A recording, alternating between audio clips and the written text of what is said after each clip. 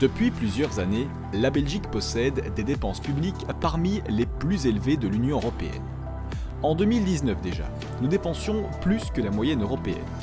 Ces dépenses étaient particulièrement élevées concernant le fonctionnement de nos organes exécutifs et législatifs, les politiques de soutien à l'économie, les transports, l'enseignement ou encore la maladie et invalidité.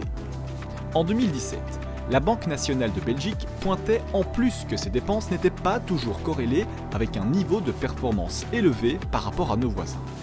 La crise du coronavirus est encore venue compliquer cette situation. L'accroissement de notre dette rapportée à notre PIB a été spectaculaire, un choc plus important encore que celui de la crise financière.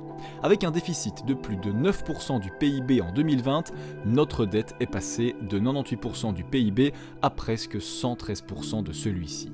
Après ces tumultes sanitaires, nous étions en droit d'espérer un fort rebond d'activité. Les noirs desseins de Poutine envers l'Ukraine en auront décidé autrement.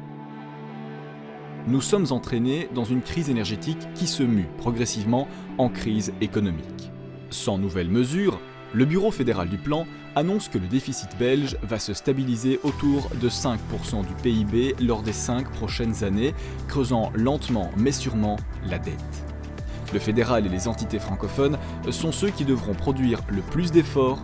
La Flandre devrait retrouver l'équilibre en 2027. Les marges de manœuvre sont de plus en plus réduites alors que la pression fiscale reste élevée dans notre pays. Se pencher sur nos dépenses et nos politiques publiques n'est plus seulement un exercice de bonne gouvernance, mais ressemble de plus en plus à une nécessité. Dans ce contexte difficile, n'est-il pas temps de redéfinir la place de l'État ? Au fond, quelles sont ses missions essentielles ? Quelle est la place de l'État dans ce contexte de crise ?